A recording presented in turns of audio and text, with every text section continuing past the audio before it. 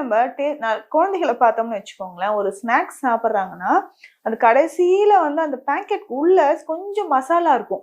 அதை கொட்டி கொட்டி ரொம்ப டேஸ்டா விரல்களை வந்து வாயில வச்சு அந்த அளவுக்கு டேஸ்ட் பண்ணி சாப்பிடுவாங்க. ஒரு சின்ன பீஸ் கூட விட மாட்டாங்க. இதுவே நம்ம ஹெல்த்தியா ஒரு டயட் செஞ்சு கொடுக்குறோம்னு வச்சுக்கோங்களேன், சாப்பிடவே மாட்டாங்க. உள்ள வேண்டாம் அப்படின்னு தள்ளி வச்சிருவாங்க. அந்த அளவுக்கு உப்பு புளிப்பு சேர்ந்து, பெரும்பாலும் இந்த ஸ்நாக்ஸ் ஐட்டம்ஸ் எல்லாமே பேக்கெட்ல அடைப்பட்டு வரக்கூடியது உப்பும் புளிப்பும் சேர்ந்த மாதிரி தான் இருக்கும். அந்த சுவைக்கு வந்து நம்ம அடிமையாகணுன்றதுக்காக அந்த மாதிரி. ஸோ அப்போ அதை தொடர்ந்து சாப்பிட சாப்பிடதான் பிளட்ல நிறைய டாக்ஸின் சேர ஆரம்பிச்சிடும். இன்றைக்கு பிளட் டெஸ்ட் எடுத்து பார்க்கும்போது யூரியா கிரியேட்டின் லெவல் நிறைய பேருக்கு அதிகமாகுது. அதிகமாக அடுத்தது என்ன கண்டிஷன் ஆகுதுன்னா, அது பிளட்ல நிறைய டாக்ஸின்ஸ் இருக்கு. முக்கியமா இந்த யூரிக் ஆசிட். இந்த யூரிக் ஆசிட் லெவலும் நமக்கு அதிகமாகும்போது இந்த பிரச்சனை ஏற்படுறத நம்ம பார்க்குறோம். ஸோ அந்த அளவுக்கு நம்ம உடல்ல ரத்தத்துல